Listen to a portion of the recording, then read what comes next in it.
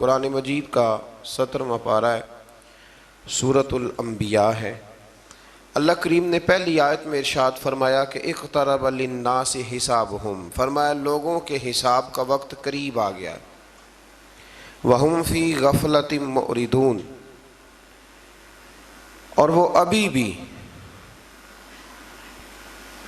بھی غافل ہو کر منہ پھیر رہے ہیں، غفلت میں منہ پھیر کے پھر رہے ہیں، حالانکہ اقترب للناس حسابہم، ان کے حساب کا وقت قریب آ گیا۔ جس کی عمر کل 70 سال ہے، اگر اس نے 35 سے اوپر گزار لی ہے تو پھر اس کے تو حساب کا وقت قریب آ ہی گیا ہے نا، لیکن ابھی بھی وہ غافل ہے، ابھی بھی دنیا داری کا مد و جزر ہے، ابھی بھی وہی اس کے کیف و سرور ہے۔ فرمایا غافل نہ بنو، جو دم غافل سو دم کافر، سانو مرشد اے ہو پڑھایا۔ لیکن نا ایک آدمی مجبور ہوتا ہے اور ایک غافل ہوتا ہے، ان دونوں میں فرق ہے۔ ایک شخص کہتا ہے کہ رستے میں آتے ہوئے حادثہ پیش آ گیا تھا، خدا نہ خواستہ تو یہ مجبوری ہے، اور ایک یہ کہتا تھا کہ میں نا رستے میں کہیں کھڑا ہو گیا تھا، دھیان لگ گیا تھا، اس پر غصہ ہے۔ غفلت نہ ہونا چاہیے۔ حضرت سیدنا انس بن مالک رضی اللہ تعالی عنہ فرماتے ہیں جب یہ آیہ کریمہ نازل ہوئی تو میں مسجد سے باہر نکلا تو ایک صحابی اپنے مکان کی چھت بنا رہے تھے، تعمیر کر رہے تھے، اور چھت تک مکان پہنچ گیا تھا۔ میری طرف دیکھ کر فرمانے لگے کوئی نئی آیت نہیں نازل ہوئی؟ تو میں نے کہا ہاں، آیت تو حضور نے پڑھ کے سنائی ہے، اقترب للناس حسابہم، لوگوں کے حساب کا وقت قریب آ گیا، وہم فی غفلۃ معرضون، اور وہ ابھی بھی اعراض کر رہے ہیں، منہ پھیر رہے ہیں اپنی غفلت میں۔ فرماتے ہیں جب میں نے انہیں یہ آیت سنائی نا، تھوڑی دیر کے لیے وہ خاموش ہو گئے، چپ کر کر، پھر وہ نیچے اترے، انہوں نے ہاتھ جھاڑے اور مسجد نبوی کی طرف بڑھ گئے۔ تو میں نے کہا کہاں جا رہے ہو، مکان نہیں بنانا؟ تو فرمانے لگے تمہیں نے تو کہا ہے کہ حساب کا وقت آ گیا ہے، ابھی تو تم نے آیت سنائی ہے، تو اب میں مکان بناتا رہوں؟ اب تیاری کرتے اللہ کی بارگاہ میں حاضر ہونے، اب تیاری کرتے۔ ایک بات ہمارے بزرگ فرمایا کرتے تھے، وہ کہتے تھے لوگ نوکری سے بھی ریٹائر ہو جاتے ہیں، گھر کے کام کاج سے بھی ریٹائر ہو جاتے ہیں، ایک وقت ایسا آتا ہے کہ من پسند کھانوں سے بھی بندہ ریٹائر ہو جاتا ہے، معدہ ہی برداشت نہیں کرتا، کھا ہی نہیں سکتا۔ فرمایا کرتے تھے دعا کرو اللہ ہمیں گناہوں سے ریٹائر ہونے کی توفیق عطا کرے، وہ اصل چیز ہے، اس سے بھی ہم ریٹائر ہو جائیں۔ تو اس آیہ مقدسہ میں اللہ تبارک و تعالیٰ نے اس بات کا ذکر فرمایا، اور فرمایا کہ وہ غافل ہو کے پھر رہے ہیں، دین کی باتوں سے روح گردانی کرتے ہیں، جب کوئی نصیحت کی کوئی نئی بات ان کے پاس آتی ہے تو توجہ سے سنتے نہیں، اور بس کھیل تماشے کے انداز سے سنتے ہیں، اور نبی کو اپنے جیسا بشر قرار دیتے ہیں، قرآن کو جادو، خواب پریشان، شاعری اور خود ساختہ کلام قرار دیتے ہیں۔ قرآن نے بتایا کہ پہلے رسول بھی حاملین وحی تھے، وہ بھی کھاتے پیتے تھے، بشری تقاضے اور نبوت و رسالت کی عظمت اور شان کے خلاف نہیں ہوتے۔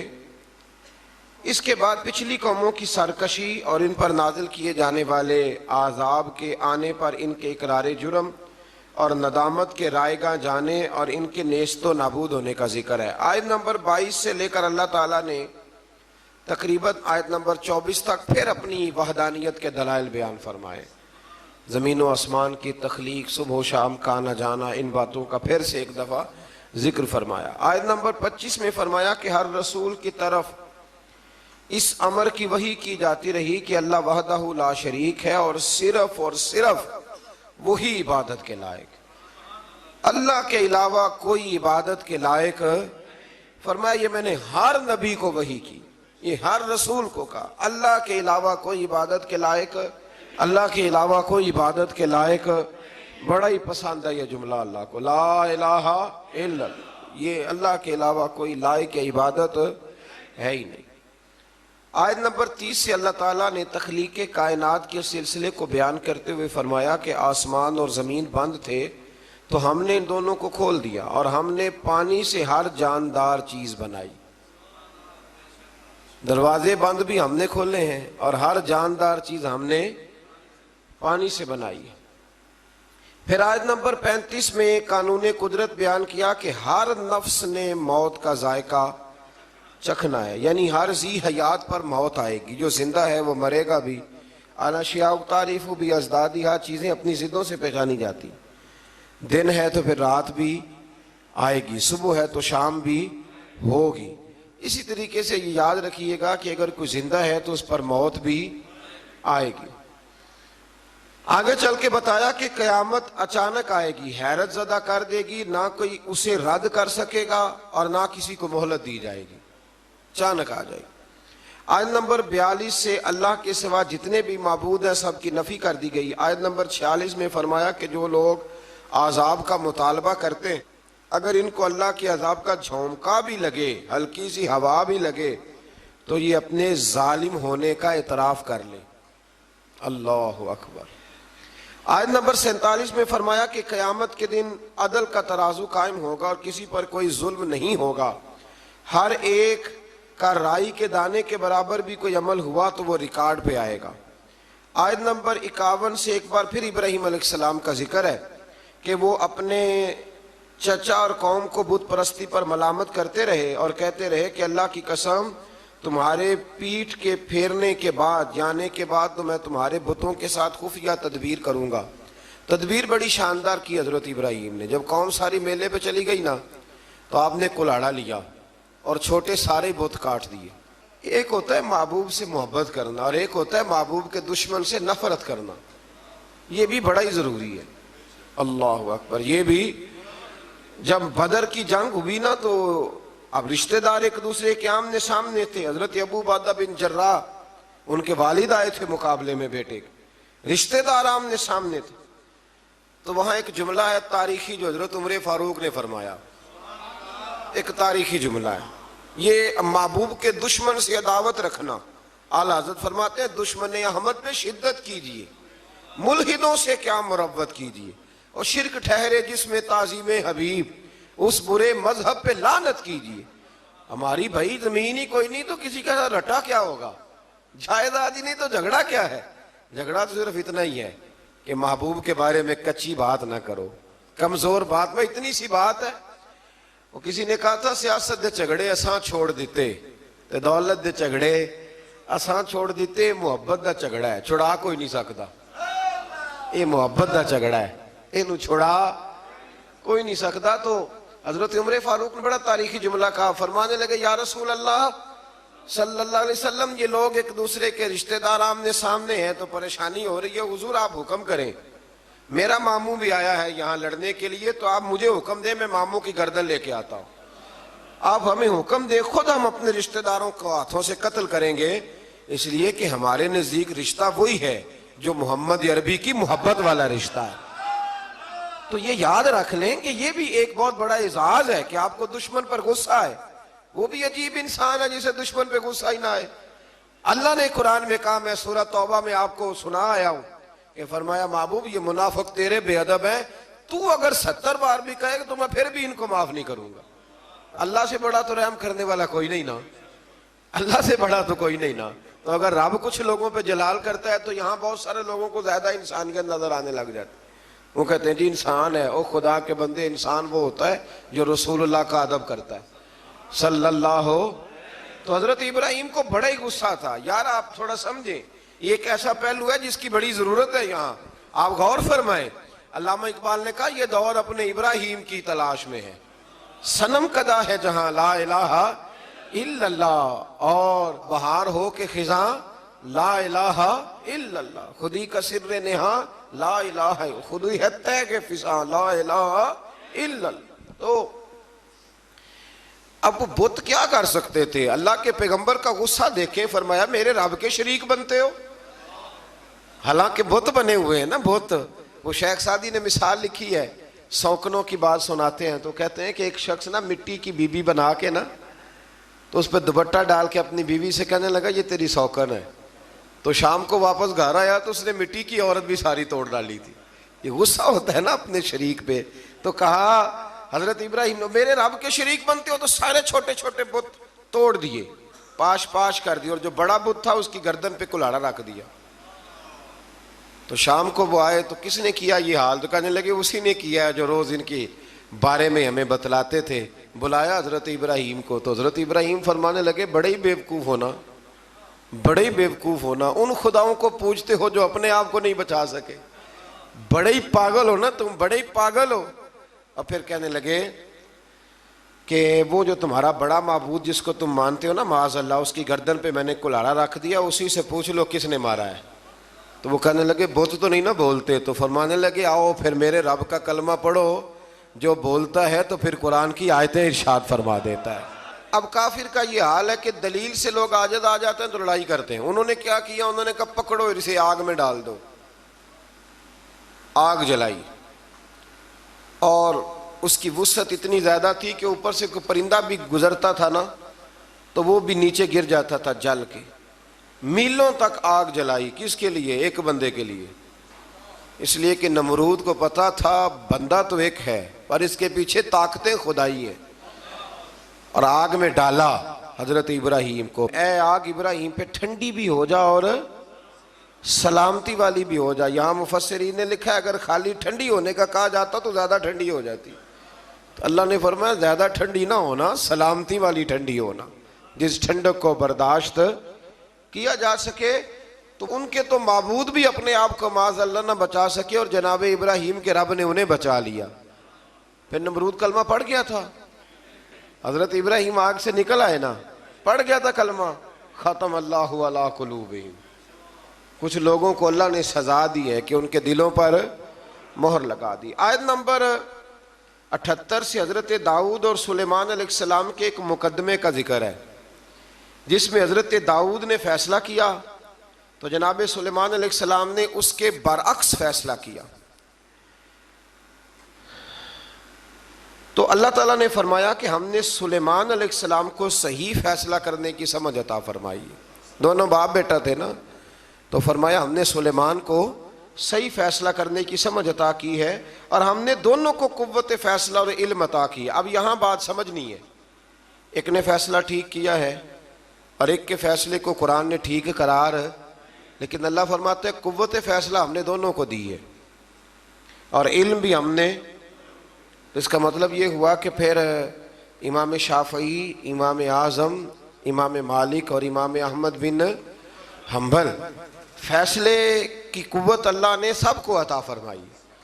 کسی نے کوئی فیصلہ کر دیا اور کسی نے کوئی فیصلہ کر دیا, تو یہ اجتہادی معاملات ہیں. جو جس کے پیچھے بھی چلے گا اللہ اسے رائے ہدایت ہی عطا فرمائے گا.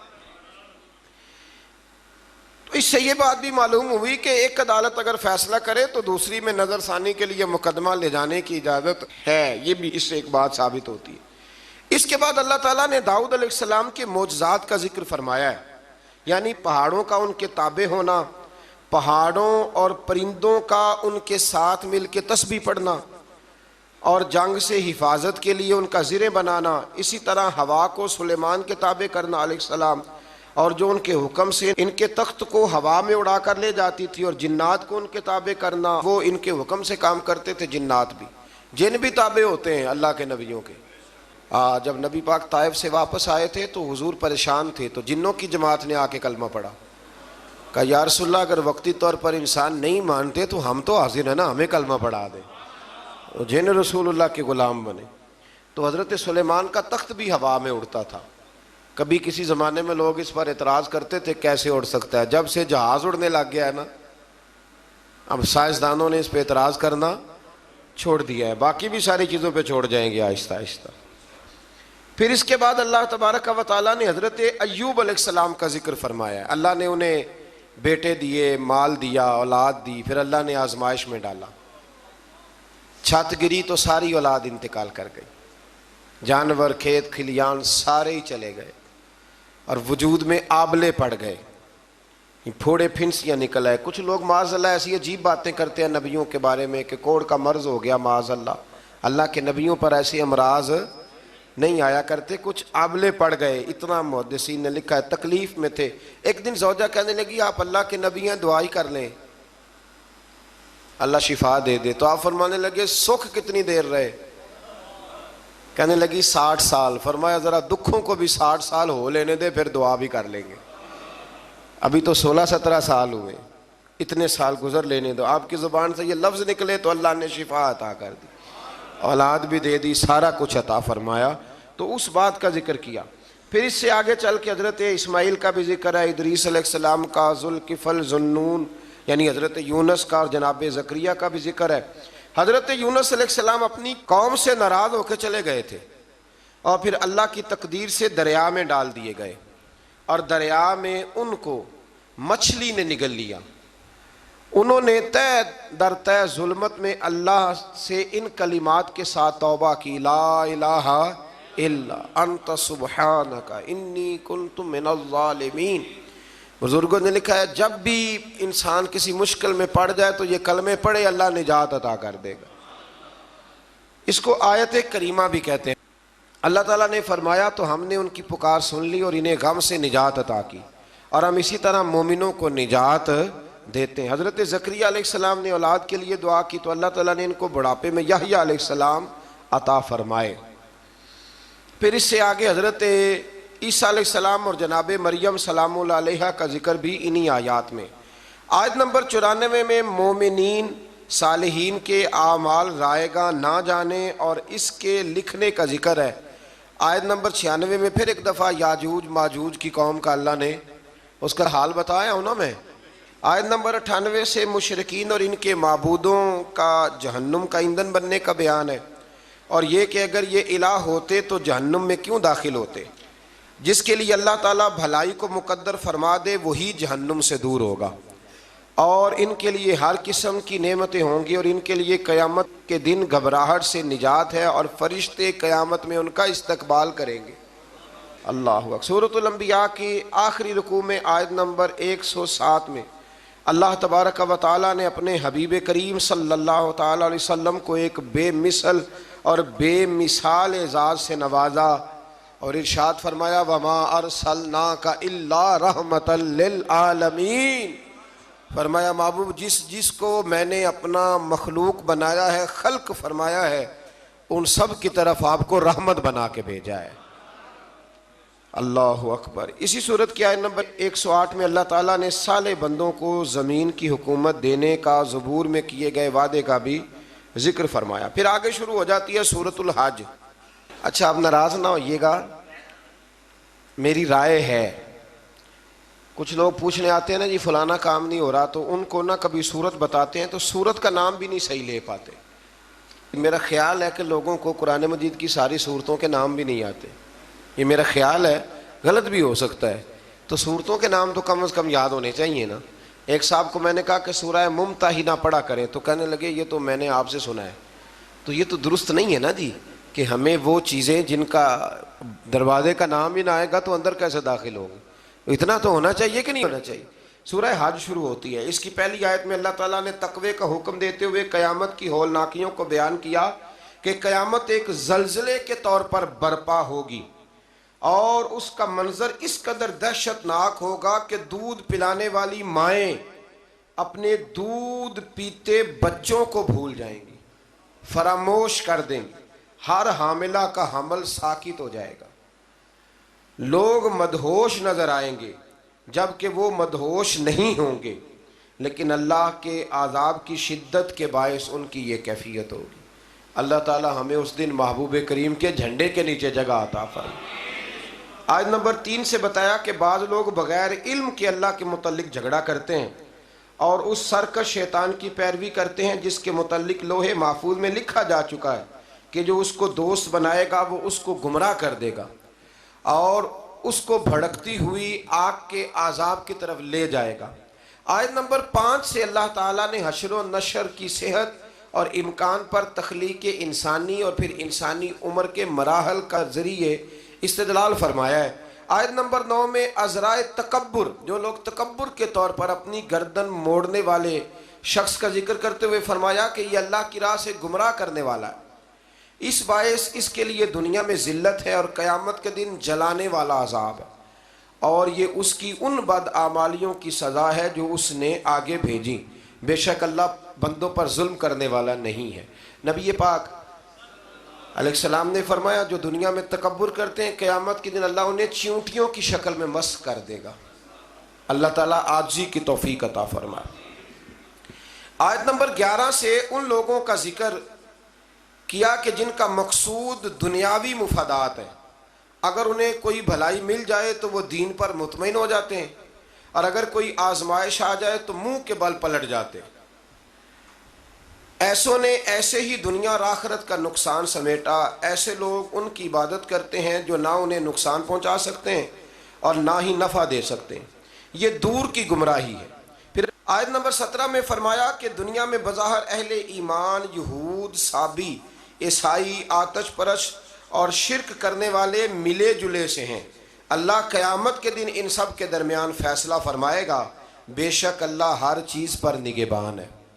آیت نمبر 18 میں بتایا کہ جو کچھ آسمانوں اور زمینوں میں ہے، سورج، چاند، ستارے، پہاڑ، درخت، چوپائے، اور بہت سے انسان اللہ ہی کے لیے سجدہ کرتے ہیں، اور بہت سے وہ بھی ہیں جن پر عذاب مقدر ہو چکا، اور جس کو اللہ ذلیل کرے گا تو اسے پھر کوئی عزت دینے والا نہیں ہے۔ بس یہ دعا کریں اللہ پردہ پوشی عطا فرمائے، اور اللہ جو عزت دے تو اپنی بارگاہ ناز سے دائمی عزت عطا فرمائے۔ آیت نمبر 19 سے مومنین اور کفار ہر دو فریق کا ذکر ہے، کفار کے لیے دردناک عذاب اور مومنین کے لیے اخروی نجات اور نعمتوں کا ذکر ہے۔ آیت نمبر 25 سے فرمایا کہ جن لوگوں نے کفر کیا اور اللہ کے راستے سے اور اس مسجد حرام سے روکنے لگے جس کو ہم نے لوگوں کے لیے مساوی بنایا، خواہ وہ مقامی ہوں یا باہر سے آئیں، جو اس مسجد حرام میں ظلم کے ساتھ زیادتی کا ارادہ کرے گا ہم اس کو دردناک عذاب چکھائیں گے۔ اگر اللہ تعالیٰ کسی گروہ کو وہاں حکومت دے دو تو اس کو یہ حق نہیں پہنچتا کہ وہ دوسروں کو ذلیل کرے، یہ اللہ نے قرآن میں بیان کر دی۔ فرمایا جو مسجد حرام میں کسی کے ساتھ ظلم اور زیادتی کرے گا اللہ اسے دردناک عذاب دے گا۔ ہم یہاں بیٹھ کے کم سے کم بات کرتے ہیں، آپ کو پتہ ہے معتدل بات کرتے ہیں، ہماری خواہش نہیں ہوتی، ہم اپنی بات کرتے ہیں، کسی کو چھیڑتے نہیں، لیکن کیا وہاں بیٹھے لوگوں کا بھی تو یہ حق بنتا ہے کہ نہیں بنتا کہ وہ بھی کوئی اختلافی بات نہ کریں؟ یا اگر کوئی بات کرنی ہے تو پہلے پوچھ لیں، لیکن اگر وہ ہمارے بزرگوں کے نام اس طرح لے کے توہین ہو، توہین یعنی نام لیتے وقت وہ توہین کے لب و لہجے کو اختیار کریں تو یہ ظلم ہے، یہ زیادتی ہے، یہ ایک جبر ہے۔ یعنی باقی امیر ملکوں کے لوگ اگر گروپوں کی شکل میں آئیں تو وہ ٹھیک ہے، لیکن اگر غریب ملک کے 4-5 لوگ کٹھے آ جائیں تو وہ کٹھے رہ سکتے، یہ ظلم ہے، یہ زیادتی ہے۔ اللہ تبارک و تعالیٰ صبح قیامت اس کا حساب لے گا، رب کریم نے قرآن میں بیان فرما دیا ہے۔ اللہ تعالیٰ سمجھنے کی توفیق عطا فرمائے۔ جب آپ کسی قوم سے اس کے بارے میں پوچھیں گے، مطلب آپ نے منشور پوچھنا ہے پاکستان کا، الحمدللہ سارے مزدور قابل عزت ہیں، تو منشور آپ ریڈی والے سے پوچھیں گے کہ بتائیں پاکستان کی تحریک جب چل رہی تھی تو منشور دستور کیا تھا؟ اس کو پتہ بیچارے کو کیا، اس کو تو روزی روٹی تو فرصت نہیں۔ تو آپ اس شعبے کے بندے سے بات کریں۔ آپ نے جب اہل سنت کا عقیدہ پوچھنا ہے تو آپ کسی جاہل کو پکڑ کے پوچھیں گے، کسی ان پڑھ بندے کو پوچھیں گے؟ ایک جاہل آدمی کو کھڑا کر لیا جاتا ہے، اس سے پوچھتے ہیں جی فلانی فلانی بات بتا، تو وہ بیچارہ کیا بتائے گا؟ اگر آپ میں اخلاقی جرت ہے تو پھر آپ اس طرح کریں کہ جو کسی مذہب کے نمائندے ہیں ان کے سامنے آ کے بات کریں اور ان سے آپ دلائل لیں اور نظریہ پوچھیں۔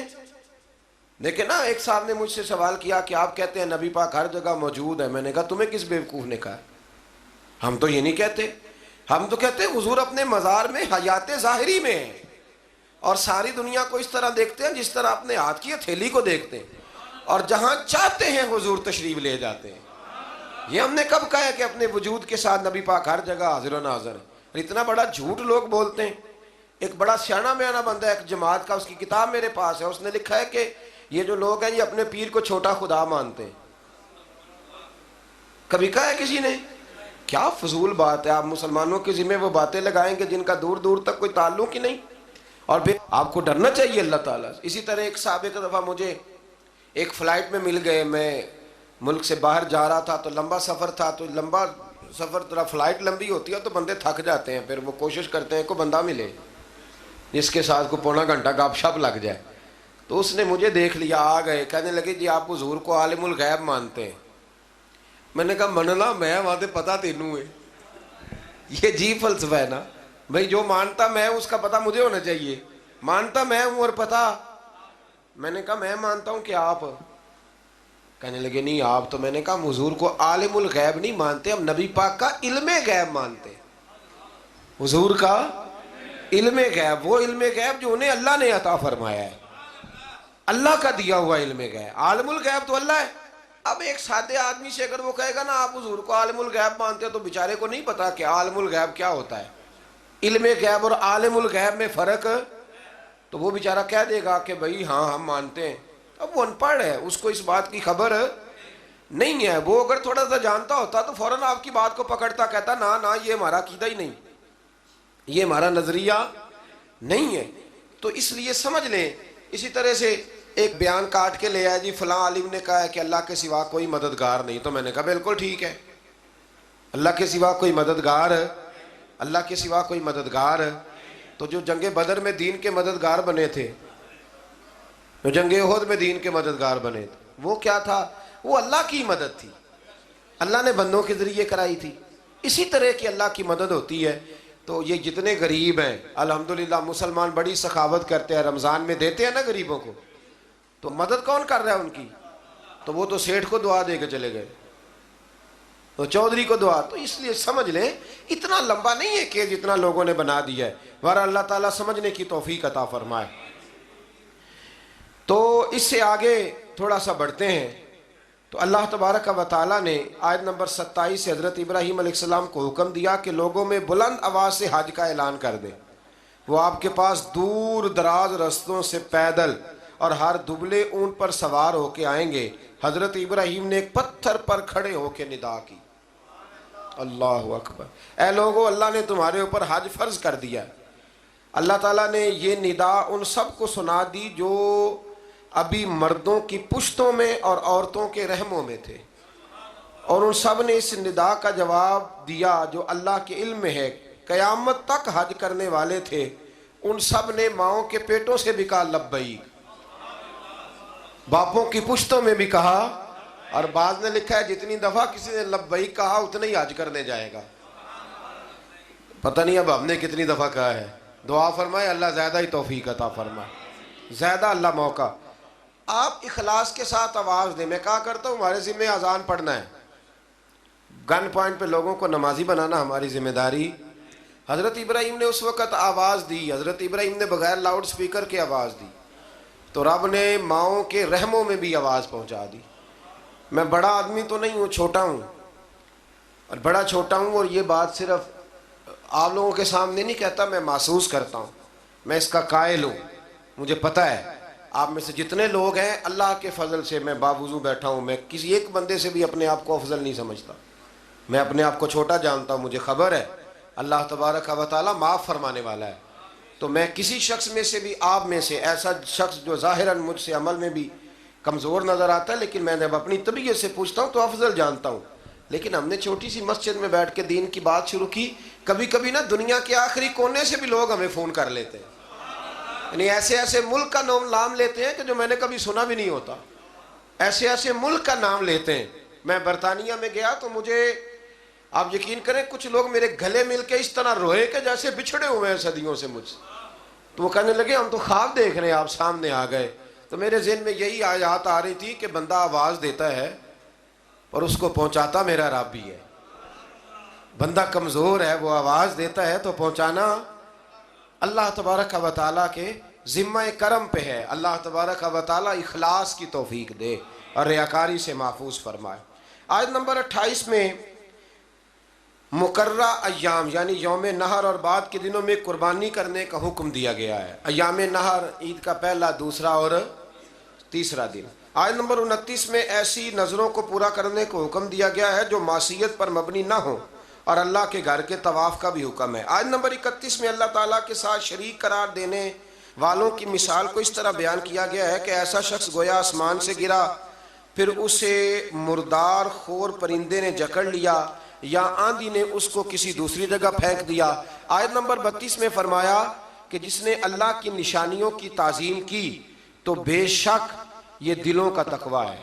آیت نمبر 34 سے فرمایا کہ ہم نے ہر امت کے لیے قربانی کا طریقہ مقرر کیا، تاکہ وہ اللہ کے دیے ہوئے بے زبان چوپایوں پر ذبح کے وقت اللہ کا نام لیں۔ پس تمہاری عبادت کا مستحق ایک اللہ ہی ہے، اور قربانی کے اونٹوں کو ہم نے تمہارے لیے اللہ کی نشانیوں میں سے بنا دیا، ان میں تمہارے لیے بھلائی ہے، پس تم ان کو قطار میں کھڑا کر کے ان کے نہر کرنے کے وقت اللہ کا نام لو، پھر ان سے خود بھی کھاؤ اور محتاج اور مانگنے والوں کو بھی کھلاؤ۔ آیت نمبر 37 میں عبادات میں اخلاص کی تعلیم دیتے ہوئے فرمایا کہ قربانی کا مقصد گوشت پوشت کا حصول نہیں، بلکہ قربانی کا مقصد تو اللہ کی رضا ہے۔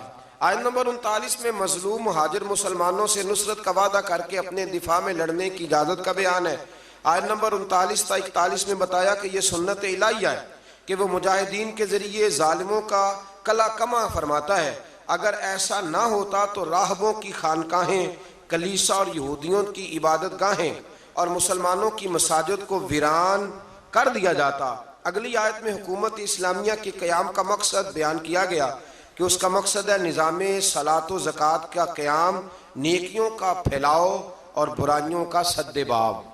یہ اسلامی حکومت کے قیام کا کیا کرنا ہے؟ اسلامی حکومت نے نظام نماز مقرر کرنا ہے، نظام زکوٰۃ مقرر کرنا ہے، نیکیوں کو پھیلانا اور برائیوں کا۔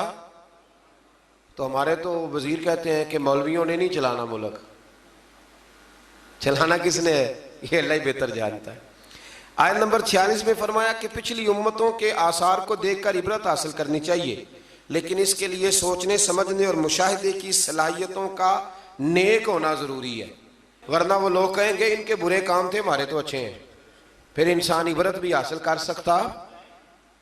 آیت نمبر 48 میں کفار کے عذاب کے معاملے میں جلدی کرنے، مہلت ملنے سے غلط فہمی کا شکار ہونے پر فرمایا کہ عذاب تو آ کر ہی رہے گا، اللہ اپنے وعدوں کے خلاف نہیں کرتا۔ آیت نمبر 49 میں رسول اللہ صلی اللہ علیہ وسلم کو تمام روئے زمین کے انسانوں کے لیے نذیر بنا کر بھیجنے کا بیان فرمایا۔ آیت نمبر 52 سے فرمایا کہ آپ سے پہلے انبیاء جب اپنی امتوں کے سامنے اللہ کی آیات پڑھتے تو شیطان امت کے افراد کے دلوں میں شبہات ڈال کر عمل سے روکتے، اور یہ وسوسہ اندوزی بیمار اور سخت دل والے لوگوں کے لیے آزمائش اور اہل علم کے ایمان میں مضبوطی کا سبب بنتی۔ فرمایا جب شیطان وسوسہ دیتا ہے نا تو الجھتے وہ لوگ ہیں، پریشانی ان لوگوں کو ہوتی ہے جن کے دلوں میں پہلے سے شبہات ہوتے ہیں، اور جن کے دلوں میں شبہات نہیں نہ ہوتے، شیطان جب وسوسہ دیتا ہے تو ان کا یقین اور مضبوط ہو جاتا ہے۔ یہ سمجھنے کی بات ہے، ہم گنجائش دیتے ہیں تو شیطان اندر داخل ہوتا ہے، دروازے کی کنڈی لگا کے رکھیں گے تو چور اندر وہ نہیں اندر آئے گا۔ آیت نمبر 61 سے نظام گردش لیل و نہار، بارش کے نزول اور اس کے نتیجے میں سبزے کے اگنے کو اللہ نے اپنی قدرت کی نشانیاں قرار دیا۔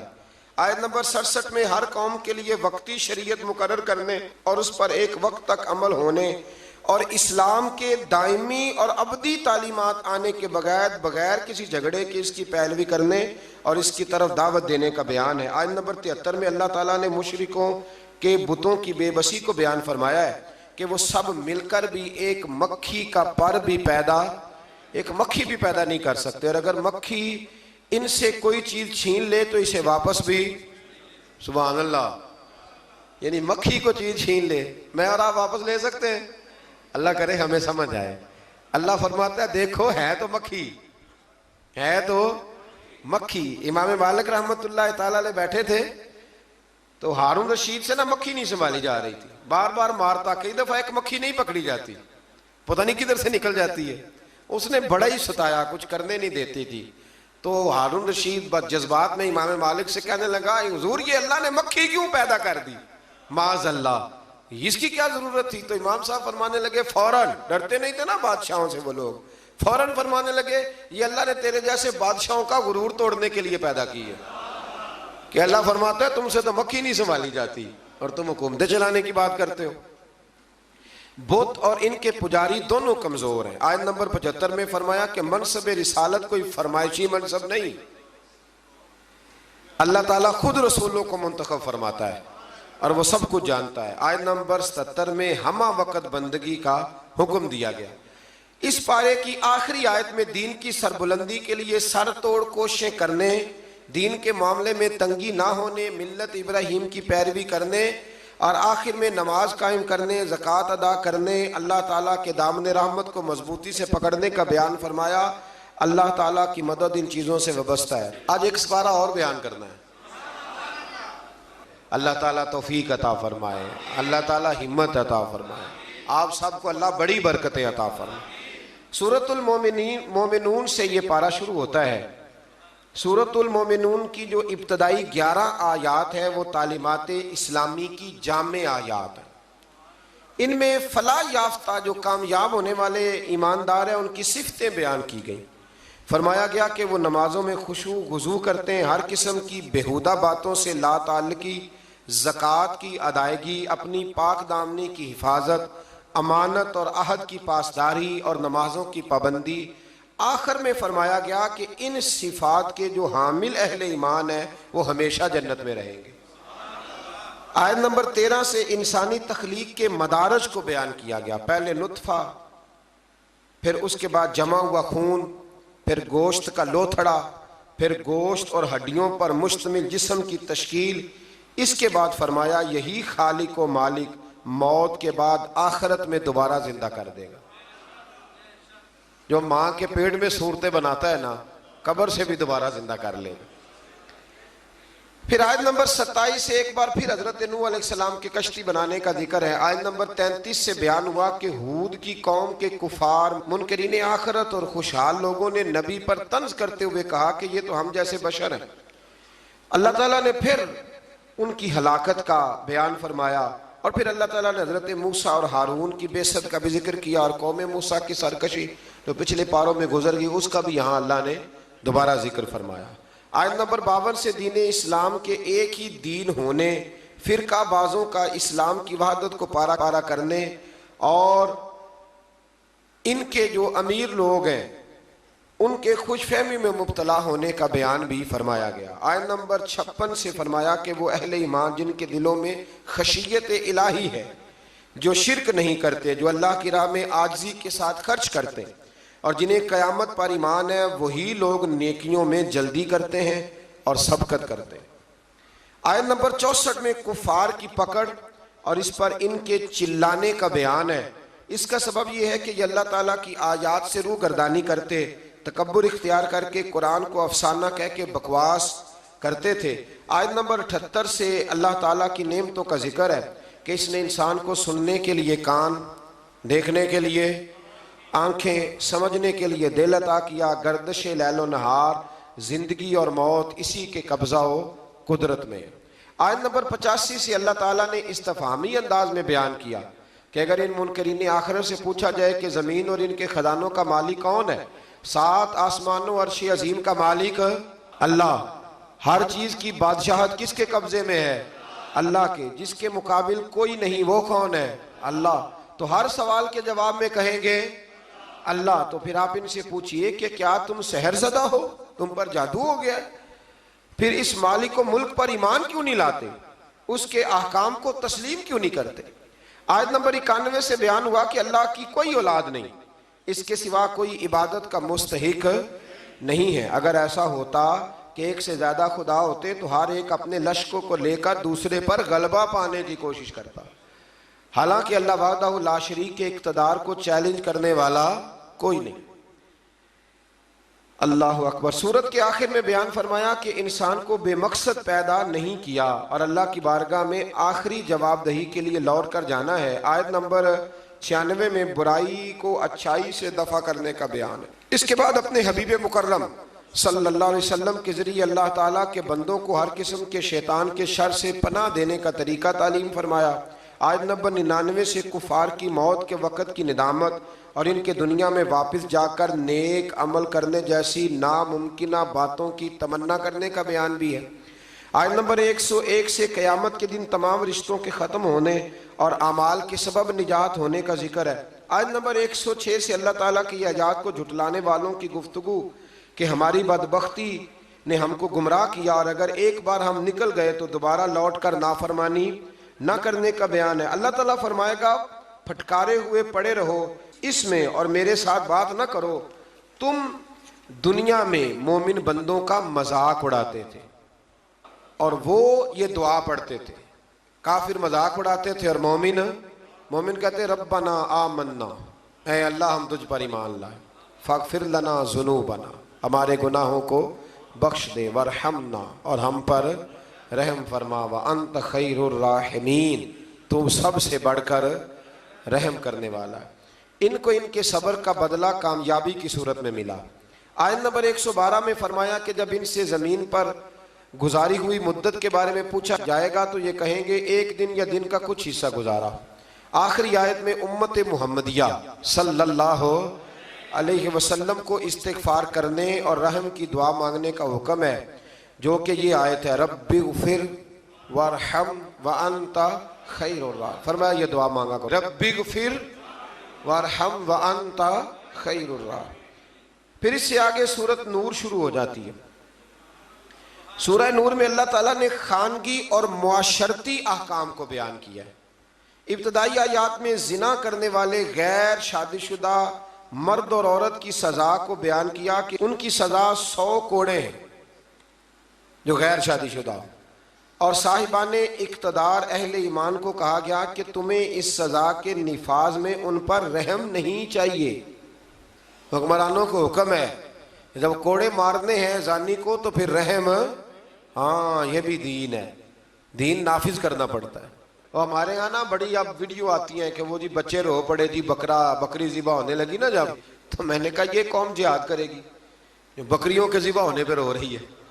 اور وہ ویڈیو بنا رہا ہے ابا دیکھو میرے بچے کا بکرے سے کتنا پیار ہے. خدا کے بندے خیال کریں، جذبہ جہاد ہے، شوق ہے. جب دین نافذ کرنا ہے تو فرمایا پھر تم نے رحم والے جذبات نہیں رکھنے، اس کو یاد کر رکھیں. اور تمہاری ایک جماعت اس سزا کے نفاذ کے وقت موجود ہو.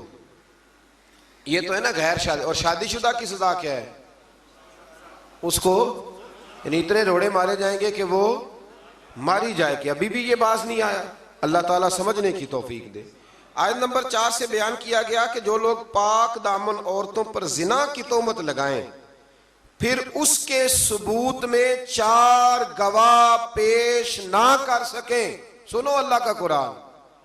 ایسے ہی بیٹھ کے کہہ دیتے ہیں فلاں بی بی ایسی ہے تو فلاں بی بی ایسی ہے. شرم نہیں آتی بہو بیٹیوں کے بارے میں معاذ اللہ لوگ باتیں کرتے ہیں. غور کریں قرآن کیا کہتا ہے. فرمایا جو لوگ پاک دامن عورتوں پر زنا کی تہمت لگائیں پھر اس کے ثبوت میں 4 گواہ پیش نہ کر سکیں تو تم ان کو 80 کوڑے مارو.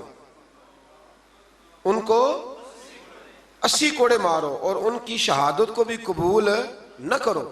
اور یہی لوگ فاسق ہیں، اعلانیہ نافرمان ہے اللہ، سوائے ان لوگوں کے جو اس کے بعد اللہ تعالیٰ سے توبہ کریں اور اپنی اصلاح بھی کر لیں. یہ قرآن نے کہا توبہ بھی کریں. اور یہاں تو بھائی کوئی پتہ ہی نہیں چلتا، جس کے بارے میں مرضی لوگ معاذ اللہ بری بات کہنے شروع کر دیتے ہیں. آیت نمبر 6 میں یہ ضابطہ بیان فرمایا گیا کہ اگر کوئی شخص اپنی بیوی کو زنا کی تہمت لگائے اور اس کے ثبوت میں 4 گواہ پیش نہ کر سکے اور اس کی بیوی اس تہمت کا انکار کرے تو فریقین ایک دوسرے پر لیان کرے. شوہر 4 مرتبہ اللہ کی قسم کھا کے یہ کہے کہ بے شک وہ ضرور سچوں میں سے، اور 5ویں بار یہ کہے کہ اگر وہ جھوٹوں میں سے ہو تو اس پر اللہ کی لعنت. یہ اس کو کرنا پڑے گا. ایسے نہیں کسی پر معاذ اللہ لوگوں نے طلاق دینی ہوتی ہے تو الزام لگا کے نکال دیتے ہیں. ڈر نہیں آتا اللہ تعالیٰ سے. اور عورت سے حد زنا اس طرح دور ہو سکتی ہے کہ وہ 4 مرتبہ اللہ کی قسم کھا کے کہے کہ اس کا خامن یقیناً جھوٹوں میں سے ہے، اور 5ویں بار کہے کہ اس کا خامن سچوں میں سے ہو تو اس عورت پر اللہ کا غضب نازل ہو. آیت نمبر 11 اور 16 میں ایسا مضمون ہے کہ جو بیان کرتے وقت کلیجہ منہ کو آتا ہے. گھبرایا نہ کریں جب لوگ آپ کے بارے میں میرے بارے میں کوئی بات کریں. کوئی بھی مسلمان جب اس کے خلاف کوئی بات کرے تو گھبرائے نہ. سورہ نور 18واں پارہ آیت نمبر 11 سے 16 میں حضرت عائشہ صدیقہ پر جب منافقین نے الزام لگایا، اللہ اکبر، منافقین نے الزام لگایا، اس کا ذکر ہے. یارو حضرت عائشہ پر، مومنوں کی ماں پر منافقین نے الزام لگا دیا. اور میرے رسول کریم علیہ السلام کی آنکھیں آنسوؤں سے تار ہو گئی. ابو بکر صدیق نے گھر سے نکلنا چھوڑ دیا. حضرت عائشہ اتنی بیمار ہوئی کہ بستر سے اٹھ نہیں سکتی. او لوگو، اتنی فنکاری کہ رسول اللہ کے گھر تک دنیا پہنچ گئی. مولا علی شیر خدا آئے, عرض کرنے لگے سونیا فکر نہ کریں, جو رب آپ کے وجود پر مکھی نہیں بیٹھنے دیتا وہ ناپاک عورت آپ کے بستر پہ آنے دیتا ہے. یہ کیا بات ہوئی؟ صحابہ کرام تڑپ اٹھے, یارو یہ رنگ بھی ہے. میں کہتا ہوں یہ مضمون بیان نہیں ہو سکتا. میں نے کہا تھا مخلوق تو فنکار ہے اس درجہ کے پل بھر میں, سنگے در کعبہ سے بھی اسنام تراشے, تم کون ہو کیا چیز ہے داغے کبابی, لوگوں نے تو مریم پہ بھی الزام تراشے. لوگ باز آتے ہیں. پھر حضرت عمر فاروق اٹھے اور کہا ھذا بہتان عظیم, یہ چھوٹا الزام نہیں, یہ بڑا الزام. تو اللہ نے پھر اسی طرح سورہ نور کی آیت نمبر 11 سے 16 میں حضرت عائشہ صدیقہ پر, اللہ مومنوں کی ماں کو ہم سے راضی فرمائے. بڑا درجہ ہے اس پاک عورت کا, بڑا مرتبہ. ساری جوانی رسول اللہ کے دین کے نام کر دی, بڑی خدمت کری, بڑی نوکری کری, بڑا کام کیا. حضرت مجدد الفسانی رحمت اللہ علیہ فرماتے ہیں جب میں حضور کے لیے سال ثواب کرتا نا, وہ چیز پکاتا ختم شریف, تو میں حضور کے اہل بیت کو صحابہ کئیوں کے نام لیتا, کئیوں کے نہ لیتا, سب کے لیے بھی نہیں جاتے. کہتے میں کئیوں کے نام لیتا لیکن کوئی معاذ اللہ بغض دعوت نہیں. ویسے میرے منہ سے نا حضرت عائشہ کا نام کبھی نکلا ہی نہیں, نہ میں نے لیا. تو کہتے ایک دن مجھے رسول کریم کی زیارت ہوئی تو حضور نے فرمایا تو میری عائشہ کا نام ہی نہیں لیتا, تجھے پتہ نہیں میں روٹی عائشہ کے گھر کھاتا ہوں اور تو وہاں سال ثواب ہی نہیں کرتا. وہ میرے لیے کھانے پکاتی ہے, میں اس کے گھر کھانا کھاتا ہوں. اور یہ وہ میرے محبوب کی پیاری زوجہ ہے کہ حضور نے فرمایا عائشہ میرے نکاح میں آنے سے پہلے حضرت جبریل نے مجھے تیرا نقشہ دکھایا تھا, گویا تیری فوٹو دکھائی تھی, اور فرمایا عائشہ جب تو مجھ سے راضی ہوتی ہے تب بھی مجھے پتہ چل جاتا, اور جب تو ناراض ہوتی ہے تو تب بھی پتہ چل جاتا. حضرت عائشہ کہنے لگی حضور میرے ماں باپ قربان ہو, آج بتائیں تو صحیح آپ کو کیسے پتہ چلتا ہے؟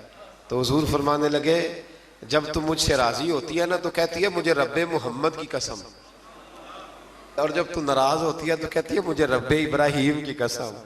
فرمایا رب ابراہیم کا بھی ہے, لیکن جب تو میرے نام سے رب کریم کو پکارتی ہے تو لگتا ہے آج تو بڑی راضی ہے. رسول کریم علیہ السلام کا وہ پیار, وہ محبت, 40 سال حضور کے بعد وہ حیات رہی. چوتھا حصہ دین میرے رسول کریم کا ہی امت کو انہوں نے پہنچایا. حضرت فاطمہ کی شان میں حدیثیں حضرت عائشہ صدیقہ نے بیان فرمائی. حضرت عائشہ نے, جناب ختیجۃ الکبریٰ کے تذکرے حضرت عائشہ نے ہمیں بتائے. اتنی سچی بی بی کے بارے میں بات کرتے ہو, یاد رکھو صبح قیامت بھی یہ ساری ام المومنین میرے محبوب کے ساتھ جنت میں موجود ہوگی. دعا فرمائے اللہ ہمیں ان ماؤں کا صدقہ خیرات عطا فرمائے.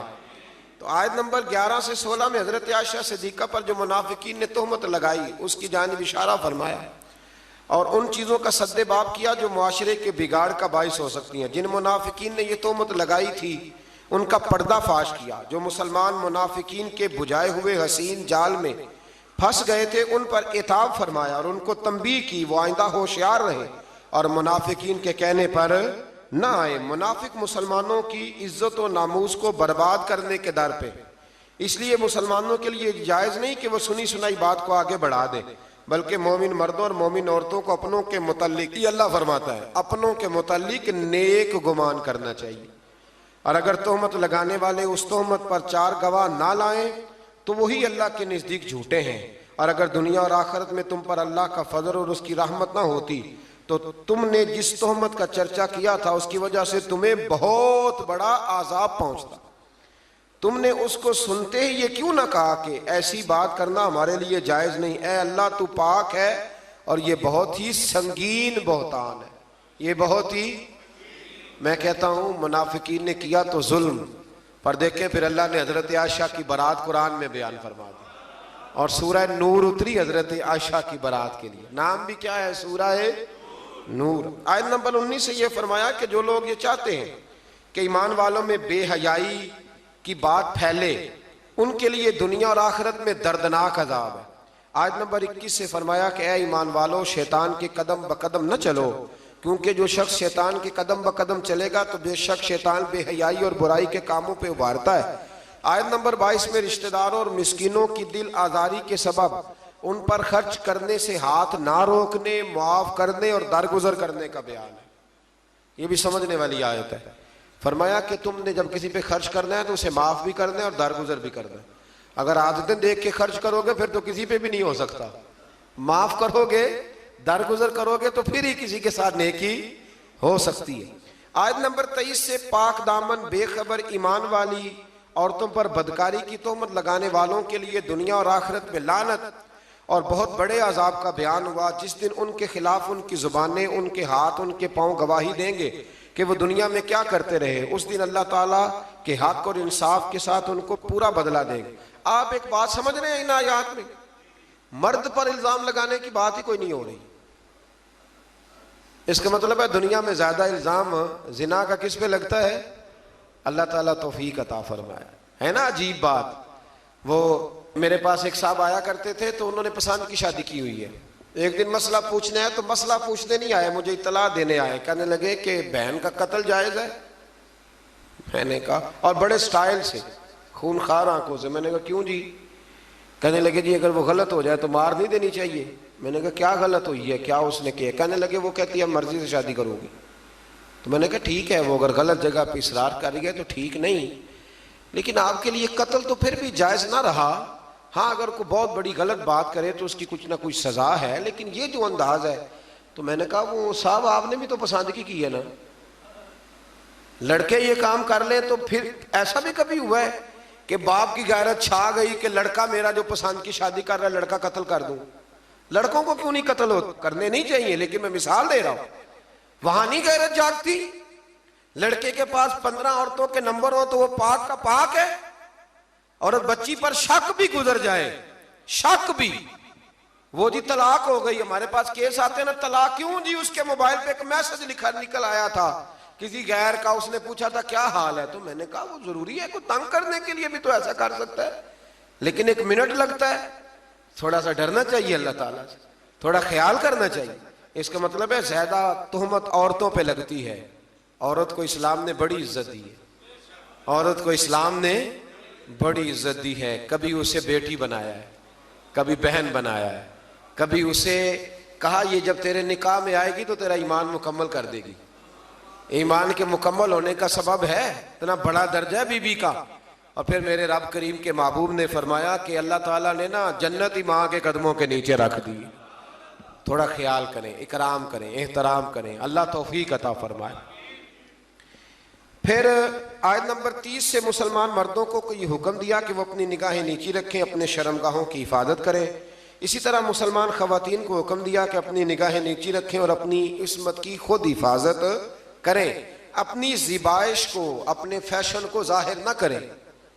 اپنی زیب و زینت دکھانی ہو تو صرف اپنے خامد کو دکھائیں، یہ اللہ نے منع کر دیا۔ اور جسم کے جس حصے کا پردہ ممکن ہو جیسے ہاتھ اور پیر، ان کے سوا باقی جسم کو ڈھانپ کر رکھیں اور اپنے گریبانوں کو دوپٹوں سے چھپائے رکھیں، یہ اللہ قرآن میں فرما رہا ہے۔ اور اپنے خامد اور اپنے محارم، یعنی جن سے نکاح نہیں ہو سکتا، جیسے بھائی ہے، بیٹا ہے، باپ ہے، اور اپنے نوکروں اور کم اور ناسمجھ بچوں کے سوا اپنے بناؤ سنگار کو کسی کے سامنے ظاہر نہ کریں، اور زمین پر زور سے پاؤں مار کے نہ چلیں۔ عورتوں کو حکم مل رہا ہے، عورتیں توجہ کریں، تاکہ ان کی پوشیدہ زیب و زینت ظاہر نہ ہو، اور ان تمام برائیوں سے اللہ کی بارگاہ میں توبہ کرنے پر کامیابی ہے۔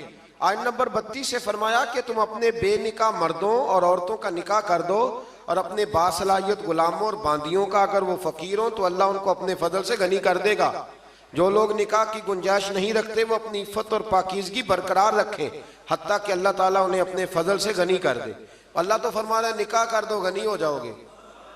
تو ابا جی کہتے ہیں جنہیں دیر تکر پیران تے نہ کھلوتا اگر کتے کھلا دیئے، یہ عجیب بات ہے نا جی، وہ پیران تے پتہ نہیں اس نے کب کھڑے ہونا ہے۔ آپ بچوں کی شادیاں جلدی کریں تاکہ بہت سارے گناہوں کا دروازہ ویسے ہی بند ہو۔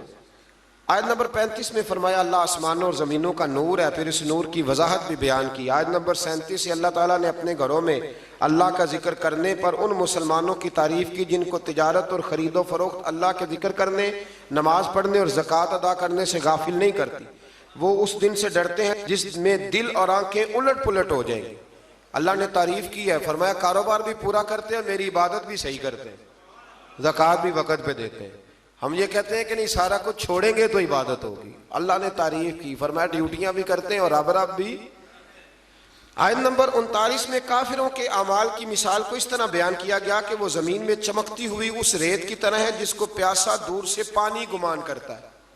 ریت دور سے دیکھے نا چمکتی تو کیا لگتی ہے؟ اسی طرح کافروں کے اعمال ہے، حتیٰ کہ وہ جب اس کے قریب پہنچتا ہے تو کچھ نہیں پاتا، اور وہ اللہ کو اپنے قریب پاتا ہے جو اس کا پورا حساب چکا دیتا ہے. ان کے اعمال کا گہرے سمندر کی تاریکیوں کی مثل ہے جن کو تہ در تہ موج ڈھانپے ہوئے ہے. اس کی بعض تاریکیاں بعض سے زیادہ ہیں، جب کوئی اپنا ہاتھ نکالے تو اس کو دیکھ نہ سکے. جس کے لیے اللہ نور نہ بنائے اس کے لیے کوئی نور نہیں ہے. آیت نمبر 51 پہ آتے ہیں. فرمایا جو لوگ اللہ اور اس کے رسول کی اطاعت کرتے ہیں اور اللہ سے ڈرتے ہیں اور اس کی نافرمانی سے بچتے رہتے ہیں تو وہی لوگ کامیاب ہونے والے ہیں.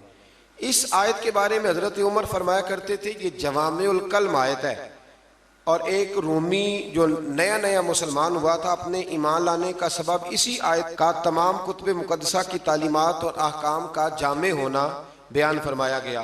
یہ ایک آیت کہ جو لوگ اللہ اور اس کے رسول کی اطاعت کرتے ہیں، اللہ سے ڈرتے ہیں اور نافرمانی سے بچتے ہیں، اللہ سے ڈرتے ہیں اور نافرمانی سے بچتے ہیں، یہ لوگ کامیاب ہیں.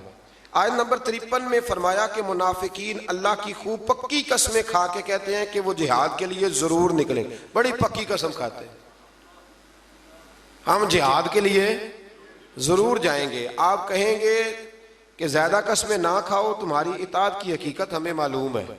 آپ کہہ دیں ابھی ان سے کہ نہ کھاؤ زیادہ قسمیں، ہمیں پتہ ہے تم نے کتنا جانا ہے.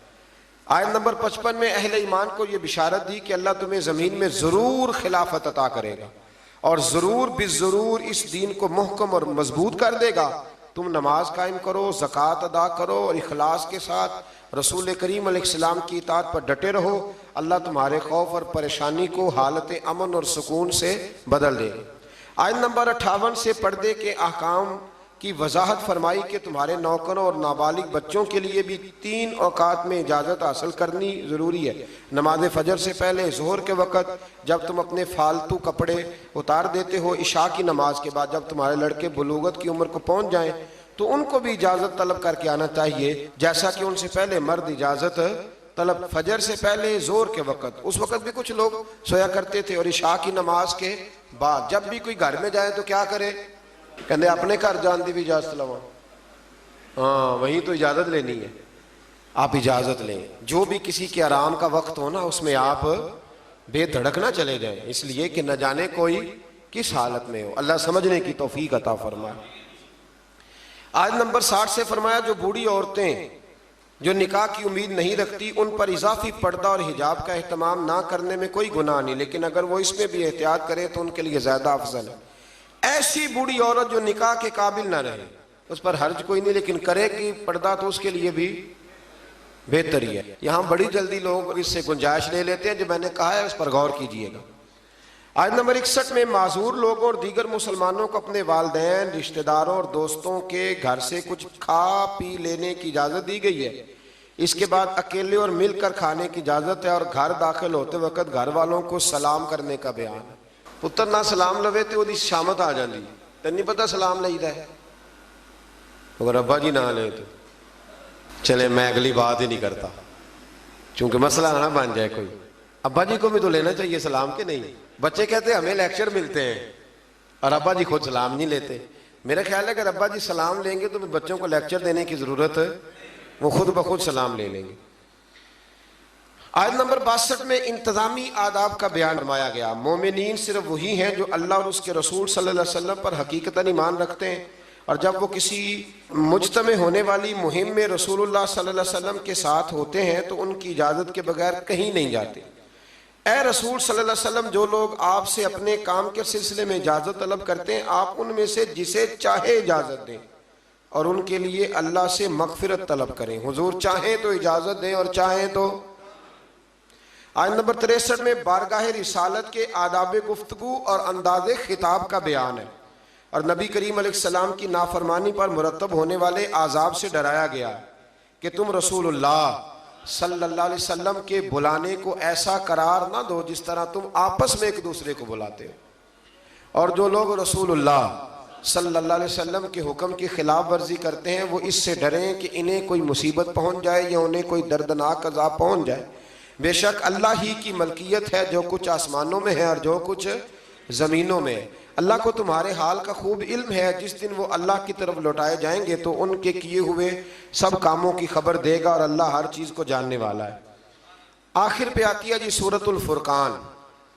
سورۃ الفرقان کی آیت نمبر 4 سے اس بات کا بیان ہے کہ کفار نے قرآن مجید کے کلام الہی ہونے کا انکار کیا اور اسے رسول اللہ صلی اللہ علیہ وسلم کا خود ساختہ کلام قرار دیا کہ پچھلے لوگوں کا کوئی افسانوی کہانیاں معاذ اللہ جو انہوں نے لکھوائی ہیں۔ کفار مکہ کے اس اعتراض کا بھی ذکر ہے کہ یہ رسول کھانا کھاتے ہیں، بازاروں میں چلتے ہیں، ان کی تائید کے لیے کوئی فرشتہ کیوں نہ اتارا گیا، انہیں کوئی خزانہ اور باغات کیوں نہ عطا کیے گئے، اور انہوں نے اللہ اور اس کے رسول صلی اللہ علیہ وسلم کو سحر زدہ بھی کہا معاذ اللہ، اور قیامت کے دن کو بھی جھٹلایا۔ اللہ تعالیٰ ان کی ان بے تکی باتوں کا رد فرمایا کہ قرآن کو اللہ کا کلام کہا، اور یہ کہ پہلے رسول بشری تقاضوں کے تحت کھانا بھی کھاتے تھے، اپنی ضرورت کے لیے بازار بھی جاتے تھے، یعنی بشری ضروریات نبوت اور رسالت کے منافی نہیں ہوتی۔ آج کل پیری مریدی میں بھی یہی مسئلہ ہے، پیر صاحب کو ہنسنا بھی نہیں چاہیے، انہوں کو کہیں آنا جانا بھی نہیں چاہیے۔ یعنی پیر صاحب کا تو یہاں تک حال خراب ہو جاتا ہے کہ کسی نے نا پیر صاحب کو دیکھ لیا نا کسی جگہ کسی ہوٹل میں بیٹھ کے کھانا کھاتے تو کہتے ہیں تسی اتنے روٹی کھانا آئے ہو، وہ خدا کے بندو یہاں انسان نہیں آتے روٹی کھانے۔ دیکھیں نا قرآن کس طرح ہمیں ترتیب سے چیزیں سمجھاتا ہے، کہتے ہیں جناب آپ یہاں کھڑے ہیں، چلو جی ٹھیک ہے جی، یہاں نہیں کھڑے ہوتے۔ میں ایک دفعہ بچوں کے جوتے لینے چلا گیا، مجھے ایک صاحب کہنے لگے سب تسی ادھر کدھر آئے ہو؟ میں کہ یار میرے بھی 4 بچے نے، تو یہ لڑائی کر رہے تھے میرے ساتھ، مجھے جانا پڑتا ہے، مجبوری ہے، انہوں نے بھی جوتے پہننے۔ تو اب یہاں تک معاملہ آپ کو دیکھنا پڑتا ہے کہ جناب آپ جوتے لینے چلے گئے، آپ بازار ہی چلے گئے۔ بھائی ہر جگہ ماحول ہوتا ہے اور آپ چیزوں کو لیول پہ رکھا کریں۔ اور کمال پتہ کیا ہے کہ نبی کو بازار میں بھی دیکھا جائے پھر بھی ادب ہی کیا جائے، اور غار ثور میں دیکھا جائے تو پھر بھی، یہ کمال ہے نا کمال کی بات۔ حضرت صدیق اکبر نے حضور کو سوتے بھی دیکھا، جاگتے بھی دیکھا، گھوڑے پہ بھی دیکھا، اونٹ پہ بھی دیکھا، غار ثور میں بھی دیکھا، اکیلے میں بھی دیکھا، 1,44,000 کے مجمع میں بھی دیکھا۔ تو کسی نے کہا ابو بکر رج گئے ہو؟ کہنے لگے کہاں، میرا تو دل کرتا ہے وہ بیٹھا رہے اور میں دیکھتا ہی رہوں۔